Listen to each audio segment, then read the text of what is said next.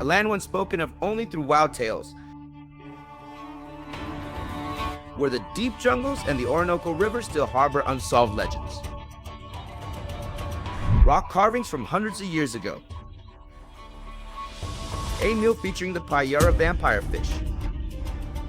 A meditation session atop a mountain to harness the energy of the gods, just as the Piaroa people have done for generations.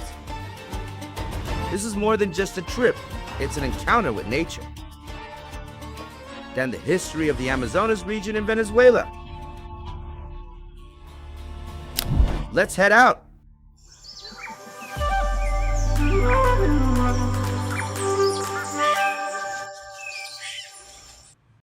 Hello everyone, and welcome back to my series of discovery and exploration programs here in Venezuela. Currently, I am in the region of Amazonas.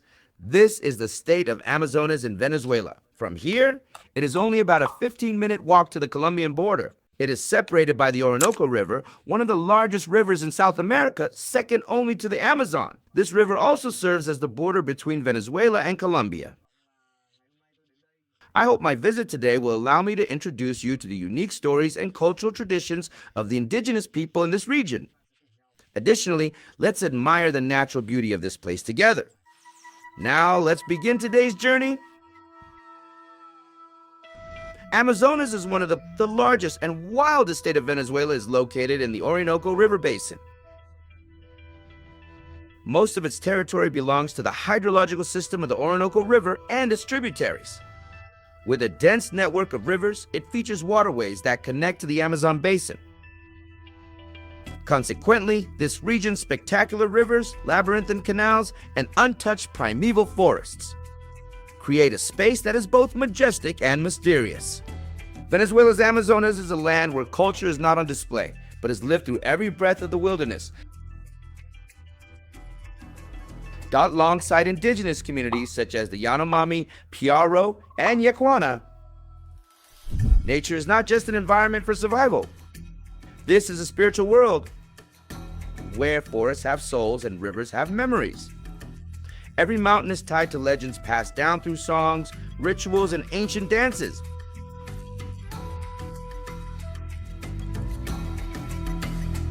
Indigenous culture is vividly expressed in daily life. Crowned from communal houses where the entire village gathers. Kio body art designed to protect and connect them with their ancestors. In today's volatile modern world, the indigenous people of the Amazon quietly preserve a lifestyle that respects nature.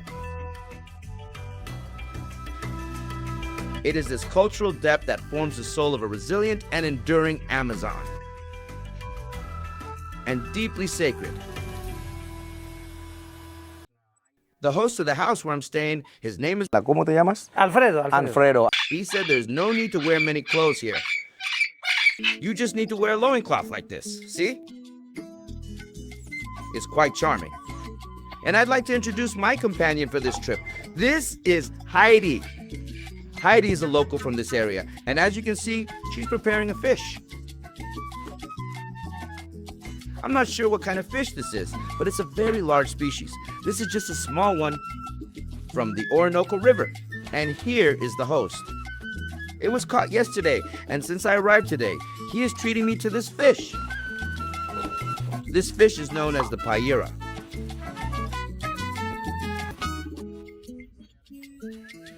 Let's take a look at the Payara. Its teeth are absolutely terrifying.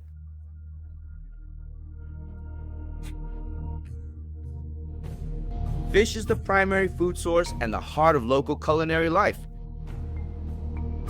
Alongside familiar species like morocoto, pavon, or bagre, the Orinoco region is also famous for a species called Payara. This is a predatory fish known as the vampire fish.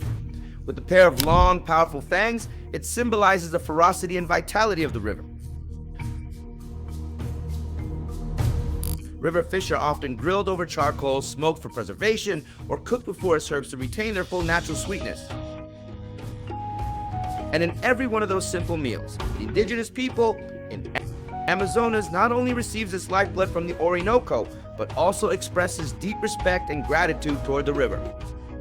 This is the vital source that nourishes both the people and the culture of the Amazonas region.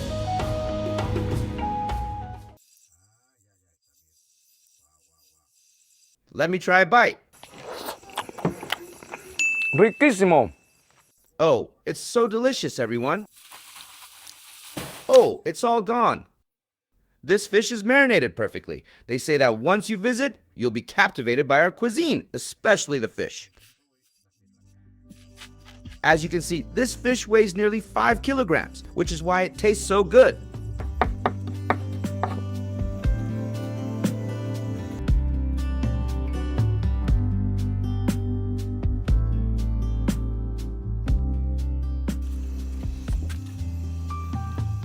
Wow, look at how it's stuffed like this.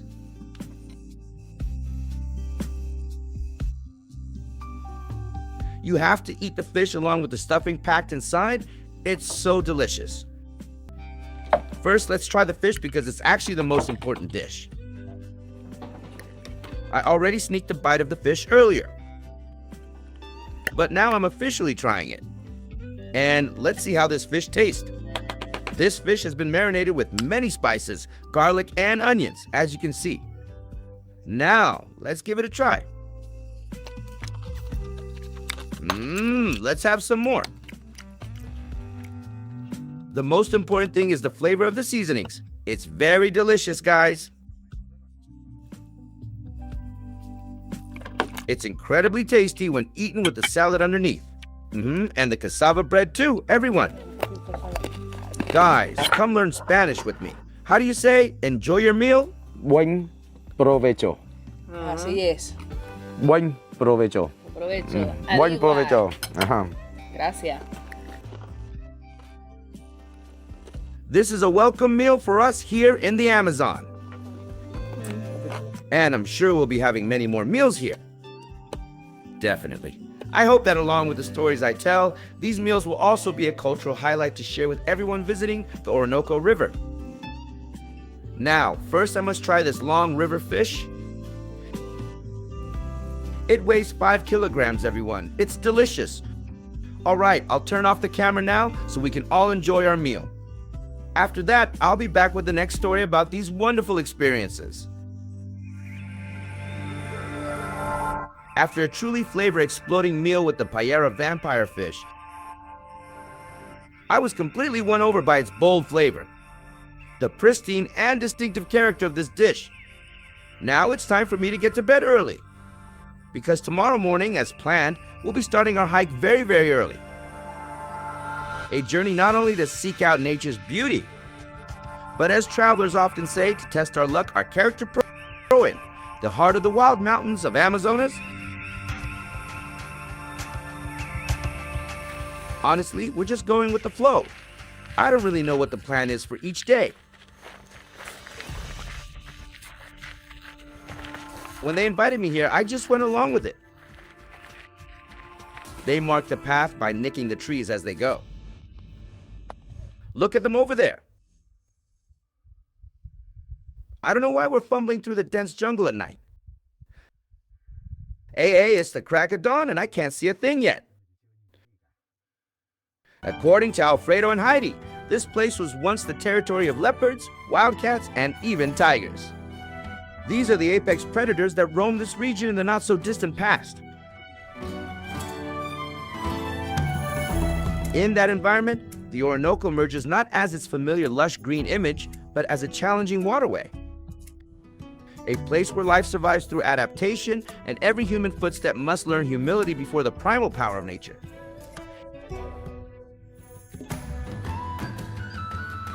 And new day is about to dawn, and we'll just keep moving forward like this.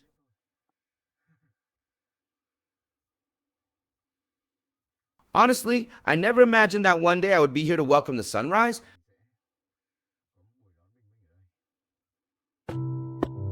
It turns out this pursuit is quite elaborate, coming all the way up here just to watch the sunrise like this. Climbing to the mountain peak to welcome the sunrise, meditating, and breathing deeply provides plenty of energy for a whole day of activity. And I have found that to be absolutely true, everyone.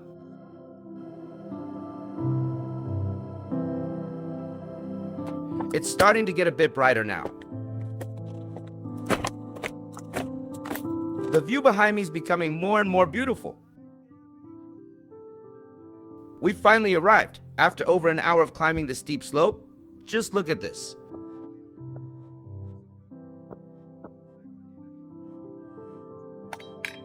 It's dangerous.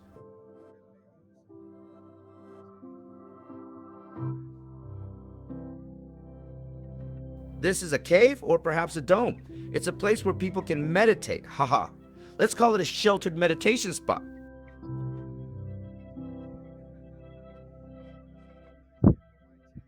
To watch the sunrise as it floods this area and soak up the energy of the gods.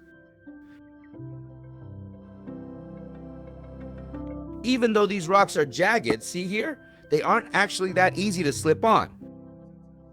But my legs are still shaking because even though I told you all not to look down, I accidentally looked down myself. I'm honestly terrified.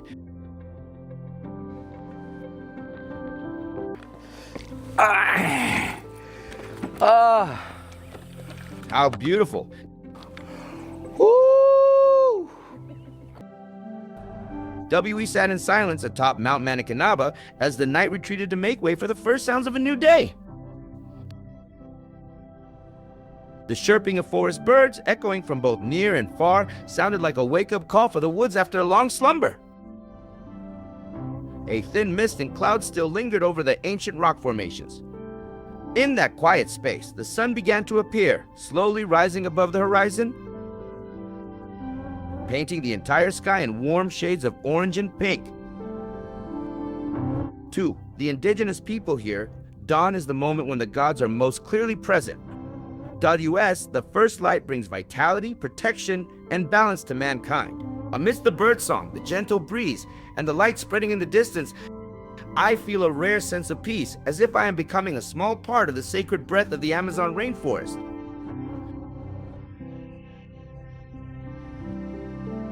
The scenery is absolutely magnificent. This morning is just so full of energy, everyone. It's much easier now. No more flashlights or needing to chase away snakes. In the past, the indigenous people, the native tribes, frequented this area quite often.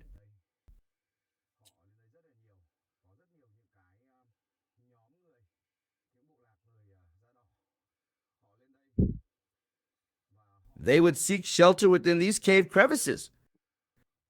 Then they left many traces behind there. So you're telling me to go ahead? She's letting me take the lead.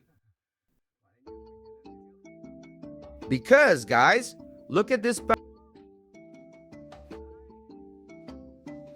How wonderful. It's so beautiful. Over there is the Orinoco River, one of the largest rivers in South America. It's shaped like a bat from here. That's already the territory of neighboring Colombia. And on this side is Turtle Mountain. The flowers, the greenery, and the birds singing. Oh my, what a wonderful early morning, everyone. A rare moment in a lifetime. The moment of touching that light has become more complete than ever. Like a gift that the wilderness is bestowing upon anyone patient enough to respect its beauty. Earlier this morning, at the break of dawn, we were climbing up this mountain and past a cliff face where there are traces of prehistoric people.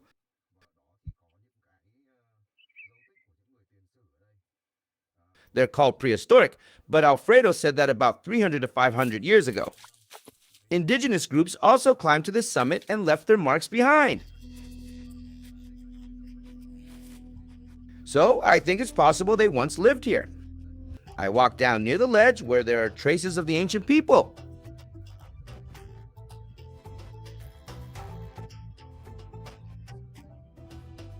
Can you see how terrifying our path down is? Actually, this rock is like a roof. It's just a single slab. It's supported by other rocks. See? It's completely detached from this mountain. It likely fell from high above and ended up resting here. These stones prop it up, making it look just like a roof.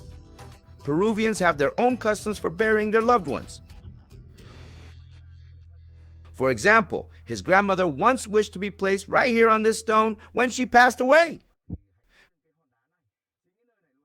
However, the family couldn't fulfill that due to various circumstances, despite her wish to be laid on this rock. That was his grandmother's final wish before she passed away. In this region, there are many rocky formations like these, where they would lay their loved ones to rest.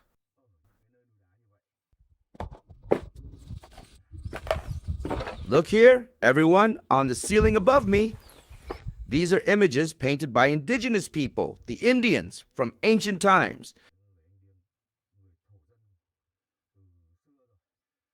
Alfredo mentioned that these images date back 300, 400, or even 500 years.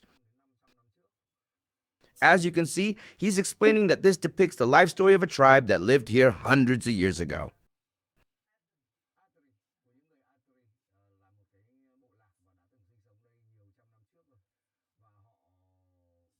They came here and left behind these traces, which you can imagine as being like a map. He said it looks like a map. These are animals they once owned. For instance, a turtle and some other animals. I'm not sure what this creature is supposed to be. Look, everyone, it's quite long with these circular patterns. Usually, anyone who comes up here will lie down to look at these images. This is how they admire the artwork. And down below, as you can see, is a vast and endless prairie.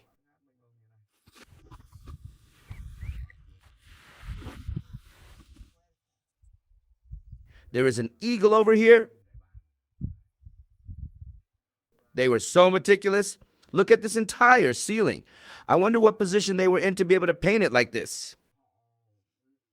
People say that the ancients who lived here were of very short stature, only about 1.5 meters tall. However, even now, at my height, let's say 1.7 meters, standing here, I'm already touching the ceiling. It's quite a reach.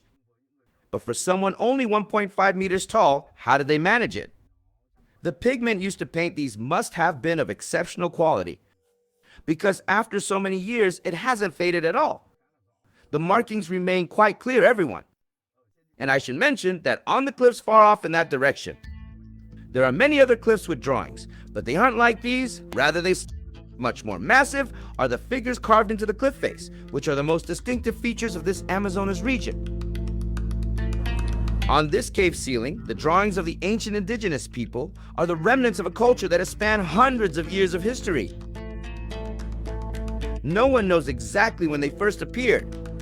Alfredo says that for the Piaroa and the local indigenous communities, these drawings have existed for a very long time. So long that they have become part of the mountains, the forest, and the collective memory.